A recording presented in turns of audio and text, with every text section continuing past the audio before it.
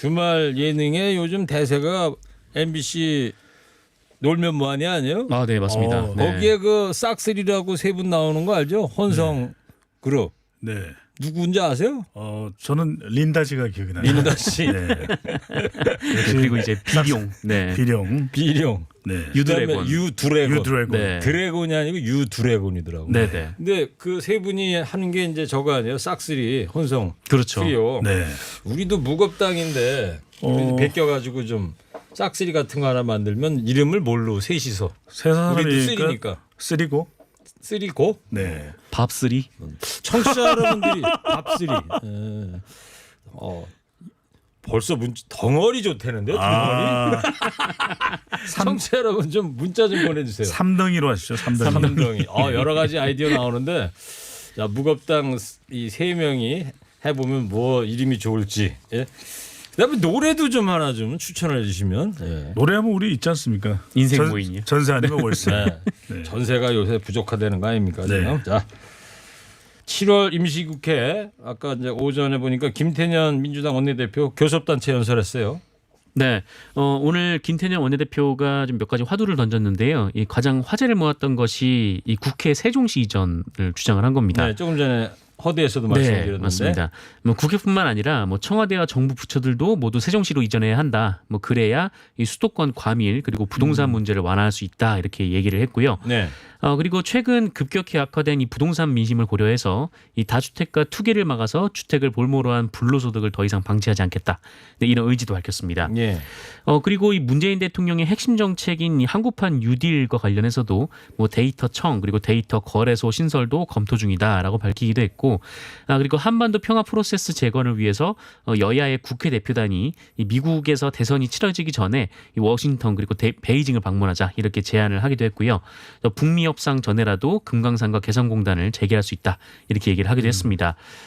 그리고 이 박원순 전 서울시장 사건과 관련해서도 입장을 밝혔는데요. 이 불미스러운 사건에 큰 책임감을 느낀다라면서 피해자들께 사과드리며 피해자 보호와 진상 규명을 위해 노력하고 재발 방지를 위한 입법에 더욱 힘쓰겠다라고 말했습니다. 네. 근데 제가 가장 주목했던 것은 김태년 원내대표 연설 중에서 이 국회와 청와대도 세종시로 가야 된다 그런 발언을 했었죠. 네. 그게 가장 와닿았어요. 이 주목되죠. 네. 왜냐하면 계속해서 논의는 됐었는데 적극적으로 추진은 안 됐거든요. 네. 그런데 국회와 청와대가 세종시로 가게 되면 이게 여의도가 좀 넓어지나요? 국회가 만약에 간다. 뭐 지금 오늘 처음 띄운 거지만 네. 만약에 가면 국회 그 빈 공간을 뭘로 쓰면 좋을까요? 저는 장기 임대주택을 지을 가능성이 상당히 높을 것 같아요. 그거를 네. 철거하고 거기가 밑에 주차장까지 합하면 네. 상당히 부지가 넓거든요. 물론 이제 주차장의 높이는 높여야 될 겁니다. 네. 침수나 이런 것 때문에. 그런데 적어도 거기에 뭐 수천 세대 내지 뭐 고밀도 용적률을 적용하면 거의 뭐 만 세대 이상 되지 않을까요? 연구를 많이 하셨네. 저는 관심이 있으세요 그쪽에? 연구위 연구하고 있습니다. 네, 연구 중이에요. 네. 오, 그러시구나. 자, 그리고 오늘 김창룡 경찰청장 후보자 인사청문회가 10시부터 시작이 됐잖아요. 박원순 전 시장 관련 질의가 뭐 줄을 이루고 있는 것 같은데요, 보니까. 네. 이게 박원순 전 시장과 관련된 청문회냐 아니면 김창룡 신임 경찰청장 후보자 인사청문회냐 이게 헷갈릴 정도로 이 박 전 시장의 성추행 혐의 관련 수사와 관련된 질문들이 집중되고 있습니다.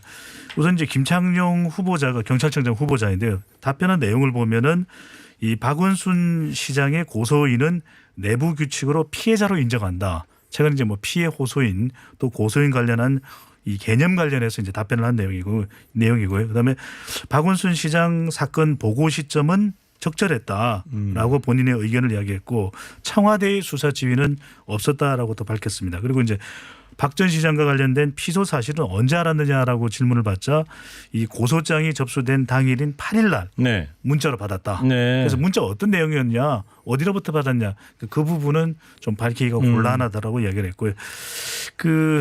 성추행 의혹과 관련해서 경찰의 수사에 대해서는 공소권 없음이기 때문에 수사가 사실상 어렵지 않겠느냐 이런 의견을 냈고 이제 또 하나 한 축이 되는 것이 이제 이 고소 관련 피소 사실의 유출 부분입니다. 네. 이건 검찰의 판단을 지켜봐야 된다. 네. 이렇게 답변을 했습니다. 이거 청문회 보면서 취재를 아주 꼼꼼하게 잘하셨네요. 눈이 빠지는 줄 알았어요. 네, 참 잘했어요. 비타민 하나 드릴게요. 감사합니다. 네.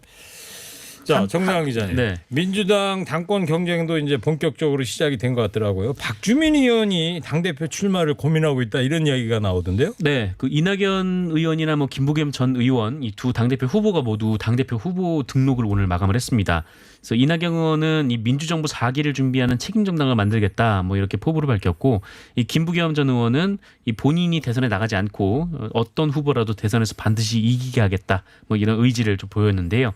뭐 역시 이제 당대표 선거가 이렇게 뭐 2파전이 될 것으로 보였는데 갑자기 이 박주민 최고위원이 이 당대표에 출마할 것이다 뭐 이런 얘기가 좀 어제부터 좀 돌기 시작했습니다. 네. 그래서 지금 두 후보 입장에서는 돌발 변수가 등장한 셈인데, 이 박주민 최고위원은 오늘 이 비공개 최고위원회의 직후에 기자들과 만나서 당대표 선거에 나가느냐 뭐 이런 질문에 고민하고 있다 네. 답을 했다고 합니다. 그래요. 근데 후보 등록이 일단 내일까지거든요. 그래서 이 박주민 의원의 출마 여부는 적어도 내일 한 오전쯤에 결정되지 않을까 이렇게 좀 예상이 되고 있습니다. 예. 근데 대선 후보도 아닌데 왜 나가느냐 뭐 이런 궁금증이 있을 텐데, 이렇게 되면 박주민 의원의 경우에는 40대죠, 그죠? 네네. 네, 40대 73년생이니까. 네, 기술론을 이야기하면서 본인의 몸값을 상당히 또 올릴 수 있는 것이거든요. 네. 이번 기회를 통해서.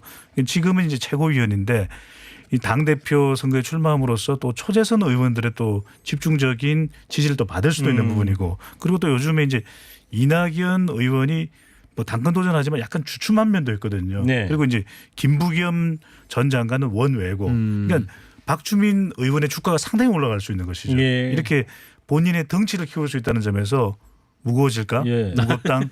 네, 이런 전략도 있습니다. 뭐 경력을 쌓으면서 무거워지긴 하겠네요. 네. 그렇죠. 네. 근데 배종찬 소장님이 그 주말에 놀러 가지도 않고 열심히 공부하셨나 봐요. 시사 공부를. 뭐 또 치밀한 분석이 아주 돋보이는 대목이었어요. 네. 개편이 있다고 하니까요. 몸둘 바를 모르겠네요. 그래요. 입술 터진 건 다 나왔네요. 네, 거의 나아가는데 예. 또 터질 것 같습니다. 그래요? 공부해야 공부 되니까. 열심히 아니, 해가지고. 곧 개표 있으면 저한테도 말씀을 좀 해주시죠. 정상근 기자 그런 네. 거 모르고 그냥 열심히 하시면 돼요. 네, 네. 열심히 하겠습니다.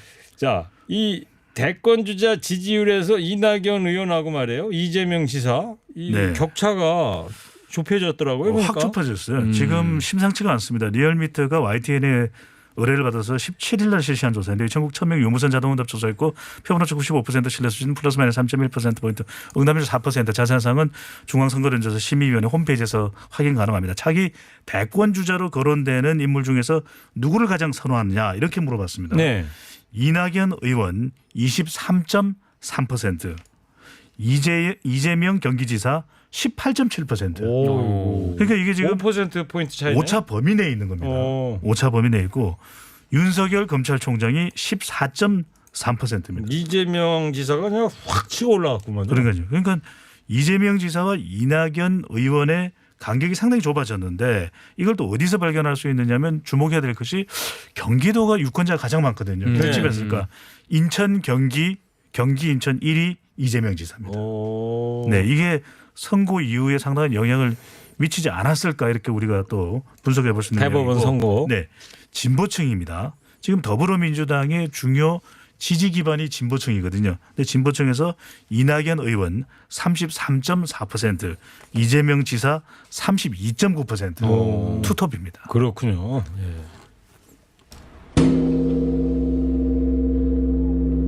자, 천년고도 신라에서 에밀레 종소리가 상암동 허리케인 데이스크에서 또 종소리를 울렸어요.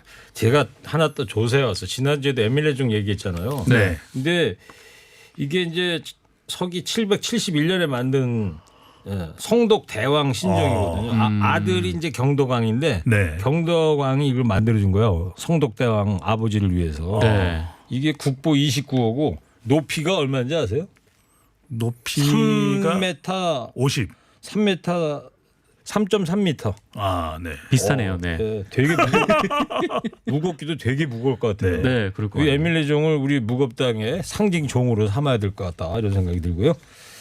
자, 두 번째 이야기 그 그린벨트 얘기 좀 해보려고 그러는데 요즘 뭐 그린벨트 주택 공급 확대를 위해서 그린벨트를 해제되냐 말아야 되냐. 어제만 해도 정세균 총리가 KBS 토론 프로에 오전에 나가가지고 그린벨트 해제 이거 신중하게 접근해야 된다 그랬는데 네네. 바로 조금 전에 속보가 떴는데 문재인 대통령이 그린벨트 관련해서 딱 종지부를 찍었어요. 네, 종지부를 찍었습니다. 문재인 대통령의 말은 그린벨트를 해제하지 않고 보존하기로 네, 결정을 했다라는 네. 건데 이 말씀하신 대로 이 그린벨트가 지난 주말 굉장히 좀 논란이 뜨거웠지 않습니까? 그랬죠. 이 그린벨트가 이제 매우 중요한데요. 아 그린벨트 중요합니까? 밑줄 쳐야 네, 그렇습니다. 밑줄도 치고 이제 별표도. 별 네. 몇 개 달아야 돼요? 그린벨트가 초록색이니까 이제 빨주노초하면 네 번째니까 4개. 네, 아니 무슨 연관성이 있어요? 별표 4개 그냥 하겠습니다. 뭐 나오는 대로 얘기한 거예요. 지금 이 대목고. 막무가내. 네, 그래서 하여튼 4개 달자. 네, 그린벨트. 최근에 이제 당정이 이 그린벨트 해제를 좀 검토하겠다라고 얘기하면서 논란이 좀 뜨거웠는데 종지부가 찍혀졌습니다. 그래요.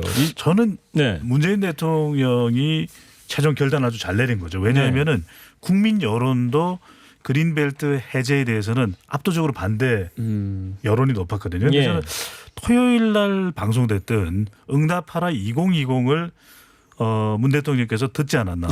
문 대통령이 들었을 가능성이 아주 높다. 아니 우리 출연자 세 사람이 다 반대했잖아요. 그랬죠. 네. 그런 거를 뭐라 그러는지 아세요? 아전 인수격 해석이다 이러는 거예요. 저희는 팩트를 얘기해야지. 아니 근데 이게 주말에 이 입장 또 정리가 됐다라는 것은 응답하라 2020의 위력이 아닌가, 예. 영향력이 아닌가. 아전 인수지만 뭐 기분은 좋습니다. 뭐 문재인 대통령이 허리케인 라디오 안 들었다라는 법도 없는 거고 확인을 할 수가 없지만 아마 들으면서 이렇게 하셨을 거예요. 내용 좋아요. 하하하.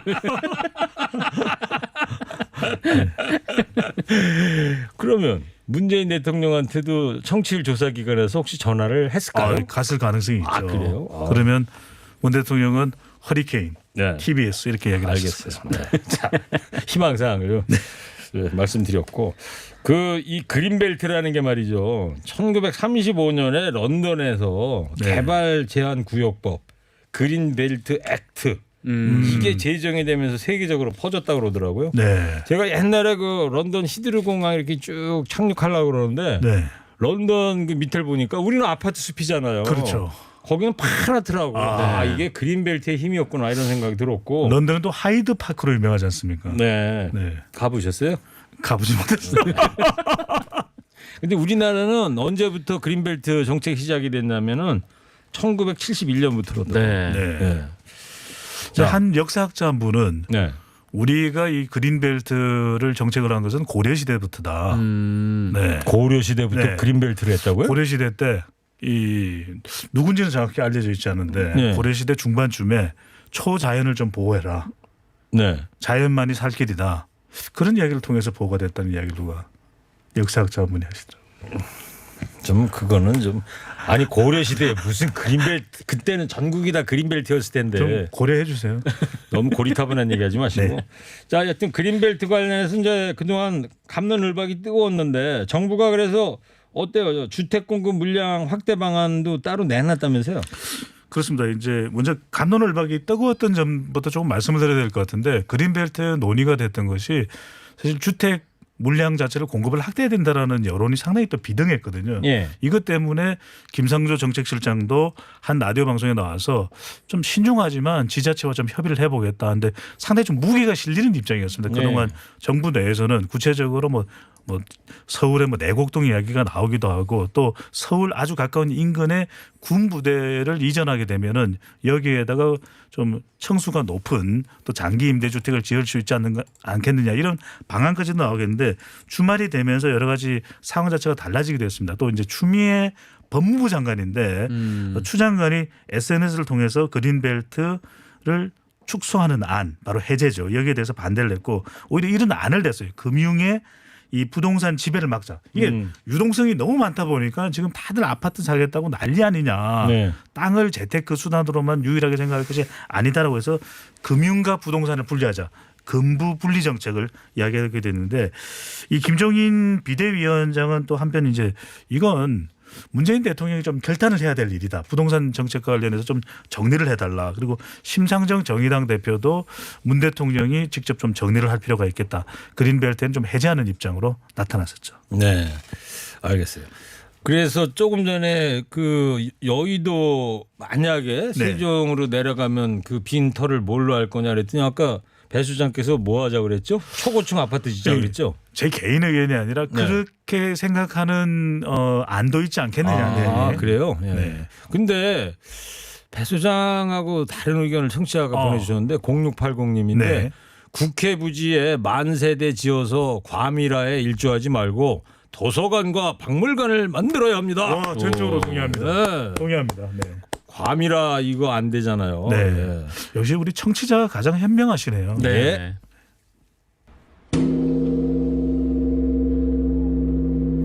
저는 허리케인 라디오 앵커 DJ 최일구의 인사이트 K 배종찬 소장 시사전문 정상근 기자 함께하고 있습니다.